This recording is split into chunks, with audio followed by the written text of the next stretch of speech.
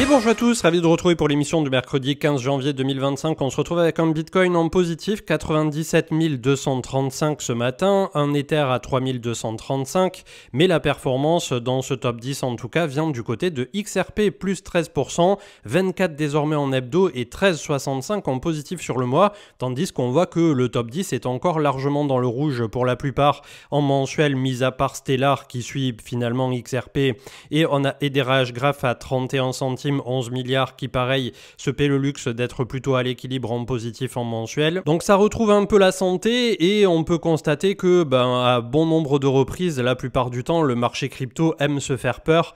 Quand on regarde au niveau notamment du Scalpex Index, voilà, on a fait la petite déviation sous les 90 000, ça réintègre immédiatement, on se retrouve à nouveau à 97. Donc c'est vraiment la machine à essorer, c'est le yo-yo et c'est ce qui fait que pour l'instant on a un top 50 comme ça. En tout cas pour les altcoins au sens élargi du terme qui peinent à véritablement se maintenir. On a encore et toujours Bitcoin qui récupère très vite, les mêmes coins aussi quand il y a des rebonds, mais qui baissent tout autant quand on a des gros shoots de marché, et on a les AI Agents aussi qui ont eu un beau rebond là sur ces 24 dernières heures, dû au fait notamment que le président Biden a signé un genre d'acte pour continuer à développer l'IA. Donc bien entendu que nous immédiatement dans le marché crypto, voilà, on aime bien les narratifs, on aime bien les alimenter, et c'est ce qui fait que on a des domaines ou sous-domaines qui ont tendance comme ça à avoir des moments un peu plus de hype.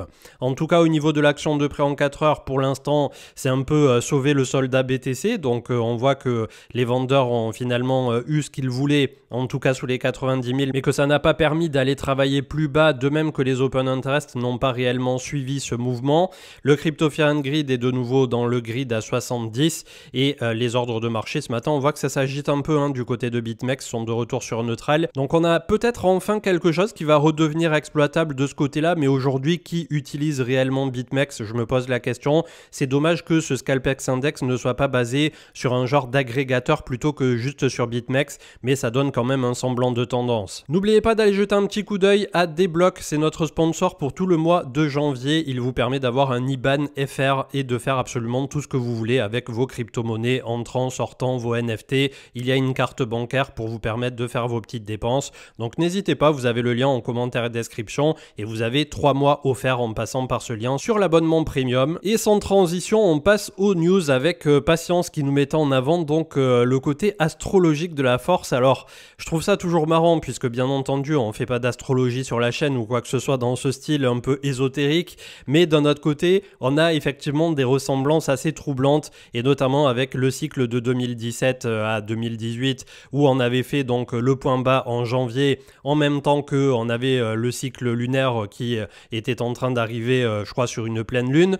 Là de nouveau 2021 on a eu le point bas de janvier au moment où de nouveau on avait la pleine lune, et le cycle de 2025, est-ce qu'on vient de faire le point bas de janvier au moment où on avait la pleine lune? En tout cas c'est plutôt marrant et cocasse comme information, puisqu'à l'époque Willy Woo, qui aime bien faire beaucoup de statistiques, avait creusé un peu le fameux cycle lunaire avec un coup la pleine lune, un coup la lune noire, et il avait essayé de corréler ça au chart, et je crois que à 70-80% du temps il y avait un genre de corrélation. J'avais pas cherché fondamentalement de mon côté à recouper les datas ou à creuser dans ce sens là, puisque comme je vous le dis, voilà, ça relève un peu du mysticisme, mais il y a quand même quelque chose qui, en tout cas d'un point de vue de l'être humain, je trouve, a tendance au moment où on a les pleines lunes ou les lunes noires à agiter un peu les foules et à créer quelques tensions. Donc c'est peut-être ça aussi qui est retranscrit au niveau des marchés. On avait Hawk Research qui publiait donc republié le rapport de 2024 par rapport à Circle, donc l'USDC qui est en augmentation de plus 78% entre 2023 et 2024,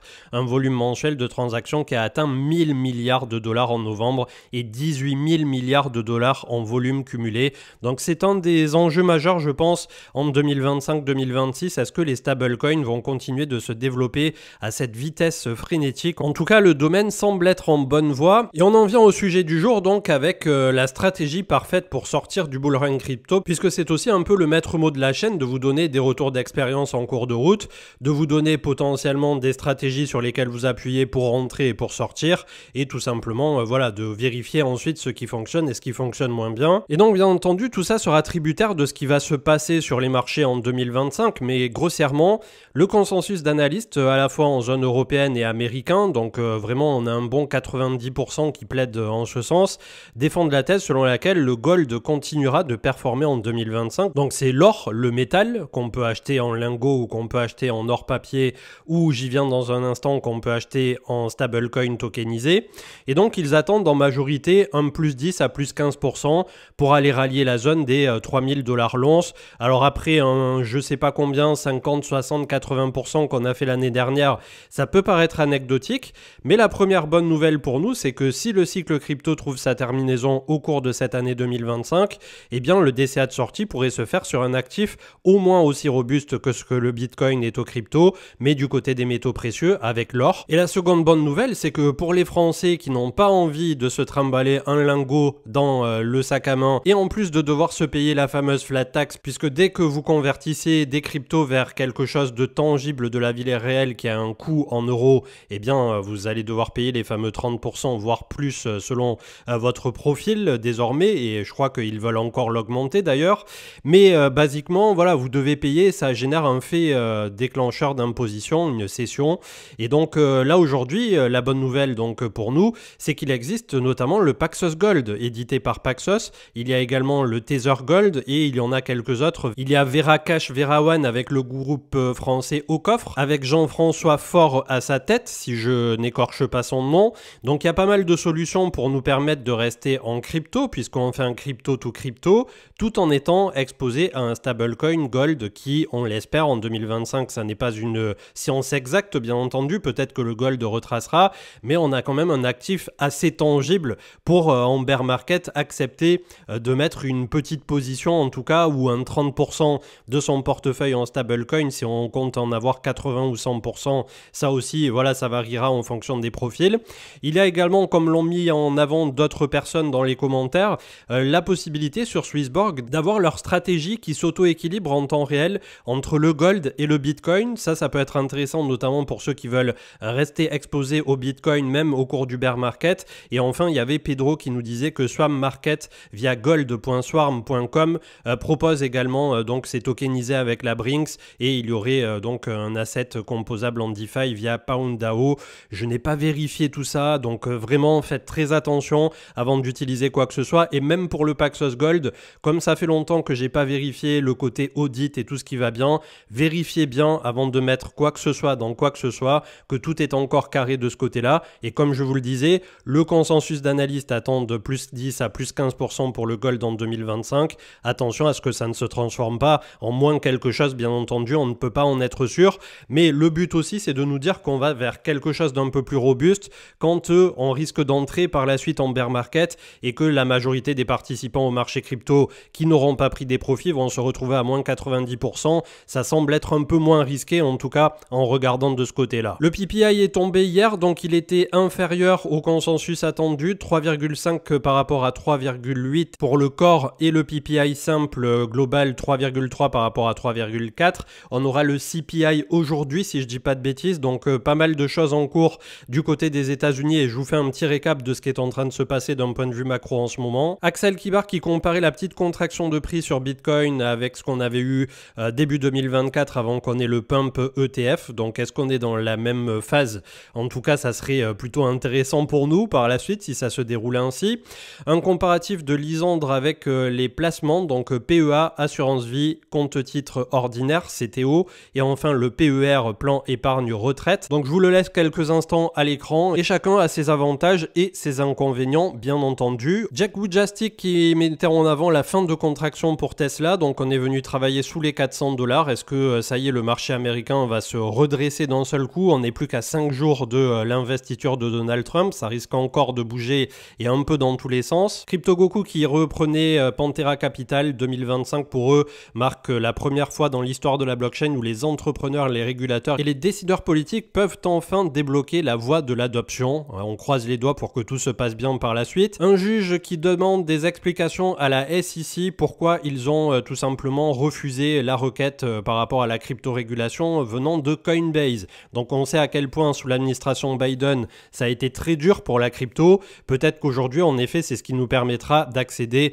un peu plus sereinement à des paliers voilà, d'acceptation, comme vient de le dire Pantera. Income Charts qui révélait toujours de la data avec la panique lors de l'investiture du dernier président des États-Unis et le rallye qui s'était suivi ensuite, c'est exactement ce qu'on voit également du côté des États-Unis.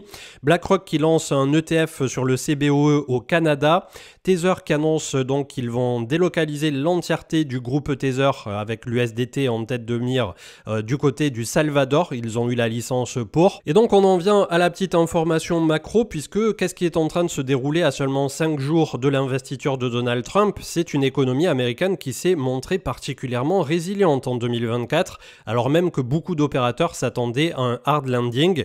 2025, pourquoi et comment? Les marchés qui pensaient que la Fed baisserait plusieurs fois les taux directeurs en 2025, désormais le consensus voit au mieux une baisse, voire deux pour les plus optimistes, mais certains voient aucune baisse si vraiment on n'avait pas de rebond d'inflation et que le chômage continue de chuter.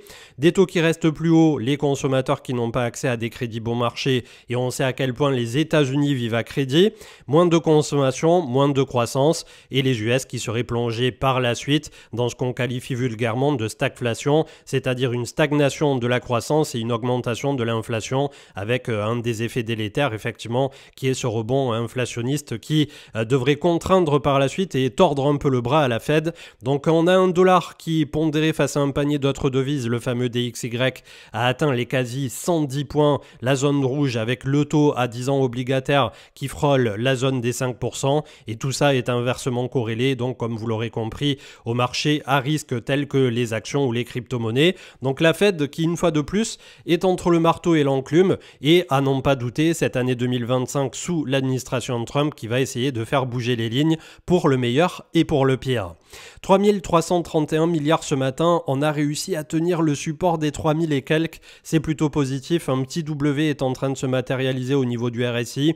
Est-ce qu'on va réussir à transformer l'essai sur ce premier trimestre 2025 qui nous amènerait dans un premier temps à 4420 milliards, l'extension 1,68 de Fibo, et ensuite le 2,68 qui nous amènerait juste sous les 7000 milliards. En tout cas, pour l'instant, on a des raisons d'y croire. Le crypto total 2, les altcoins, 1400 milliards ce matin. Pareil, belle défense des 1260. C'est un backtest parfait du point haut du printemps 2024. On a un ATH qui a toujours pas été repris ou pris tout court d'ailleurs à 1710 milliards. Le crypto total 3 qui lui exclut Ether est autour de 1000 milliards ce matin, 995, 996. Pareil, on visera dans un premier temps la sortie donc de l'ATH qui nous a bloqué à 1130 milliards pour aller se diriger vers une petite intermédiaire de 1500, et ensuite on visera 2610 milliards avec l'extension 1,68 de Fibo. Le Bitcoin en tant que tel qui est venu travailler pas très loin du 0,382 en termes de retracement, il était juste en dessous ici autour de 86 000.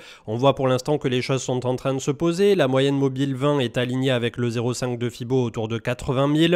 La moyenne mobile 50 est en train de remonter à 70 000. Moyenne mobile 100 pareil qui est alignée avec une énorme zone de polarité autour de 51 000. Ça serait plus ou moins la zone sur laquelle on tomberait si aujourd'hui on rentre en bear market, chose qui a assez peu de chances de se produire dans l'immédiat. Et enfin la moyenne mobile 200 autour de 43 000. Tout ceci va continuer de remonter doucement mais sûrement pour nous offrir très certainement au cours de mi-2025 un support à 200 semaines qui se trouvera autour de 50 000, et début 2026 en janvier elle se trouvera plus ou moins sous les 60 000 $.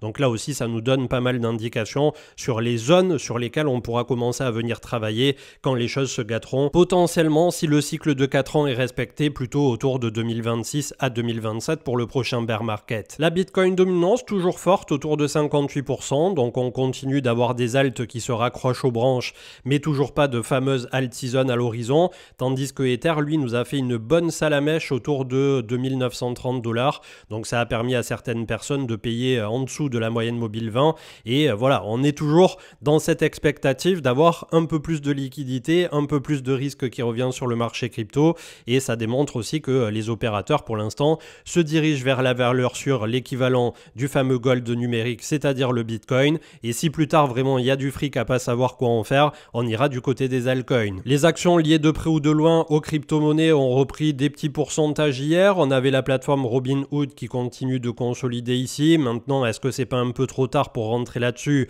On en avait parlé vraiment sur les points bas. Donc à l'époque, c'était un moment assez assez charnière entre les 9-10 dollars et les 13 dollars. On est à 41-42, très haut perché en RSI. C'est pas le moment clé là où j'aurais envie de payer immédiatement ce truc-là. On a MicroStrategy qui se reprend aussi après être venu travailler à 288. Est-ce qu'on n'est pas en train de faire ce qui pourrait s'apparenter à un petit bull flag ici? À voir pour la suite, puisque c'est une action là aussi qui a connu un momentum ultra frénétique. On le voit, hein, même au niveau ici de l'amplitude de MACD, c'est complètement fou. On a les minières qui ont récupéré un petit peu. On a Coinbase également qui est en train de travailler autour de la moyenne mobile 20 qui a très certainement été payée par les professionnels, 238 dollars. On est à 255. Pareil, on est vraiment dans ce qui pourrait s'apparenter ici à un biseau très pentu pour le coup, très descendant. On va voir si on arrive à s'en extirper par le haut ou s'il faudra le casser à la baisse pour venir travailler un peu plus bas, ce qui voudrait dire que Bitcoin nous a fait des carabistouilles de nouveau. Indice et commodité, le SP500 qui essaie de se raccrocher aux branches mais qui pour l'instant bataille avec la moyenne mobile 20 et la cassure de cet énorme biseau ascendant. Donc attention à ce qu'on n'ait pas une accélération à la baisse. Le dollar qui est venu chercher donc les 110 points sur le fameux DXY. Est-ce que l'investiture de Trump va nous permettre de refaire le remake de 2017 à 2019 ici avec un dollar qui se déprécie? Eh bien on croise les doigts pour ça puisque ça nous permettrait vraiment d'avoir un peu plus de jus sur le marché crypto. Et comme on en parlait tout à l'heure, on clôturera avec ça. Prochainement, je vous repasserai toute ma liste d'altcoins, bien entendu. On regardera un peu ce qui a l'air de sortir la tête du sable par rapport à tout ce qui est en train de se dérouler. Mais pour l'instant, voilà, il vaut mieux regarder la macro que immédiatement les altcoins. Ça viendra dans les prochains jours et notamment, on en discutera, je pense, un peu plus régulièrement autour du contenu de l'oracle.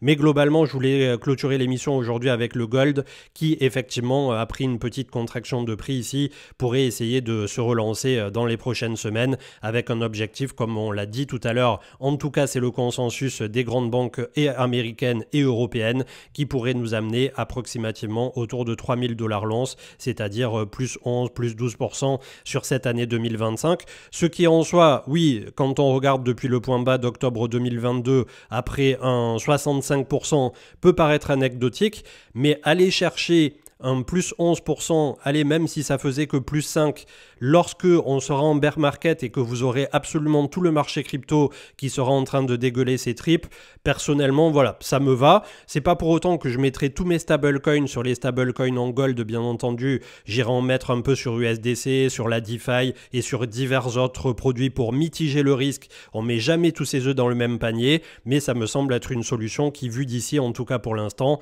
mis à part si demain on découvre un gisement qui fait doubler le supply du gold, n'est pas si con que ça. Et vous avez vu tout à l'heure qu'on a bon nombre de solutions, notamment du côté de Swissborg. Et d'ailleurs, pour l'équilibrage comme ça des thématiques sur Swissborg, je vais pas tarder à vous faire une vidéo. Je sais pas si ça sera en janvier, j'essaie de vous la faire en janvier, mais en plus on devrait lancer l'oracle si tout va bien lundi prochain. Donc en ce moment vraiment je sais plus où donner de la tête. Pour le coup, on a trop de contenu à produire, trop de trucs de tous les côtés, mais c'est aussi peut-être le signe positif que tout est en effervescence et que tout s'apprête à nous délivrer des choses plutôt sympas, en tout cas par rapport au marché. Donc on est là, on est collé à la prise, on se fait plaisir. Le but aussi en tant qu'investisseur, c'est d'y prendre un minimum de plaisir et de profiter du cheminement plutôt que de l'arrivée, puisque c'est aussi une aventure et une découverte de soi-même, de la finance, de l'économie, et je trouve que c'est ce qui nous apporte le plus, en tout cas au long terme. Je vous souhaite une très bonne journée, on se retrouve autour du week-end et continuez d'être prudents. Ciao ciao.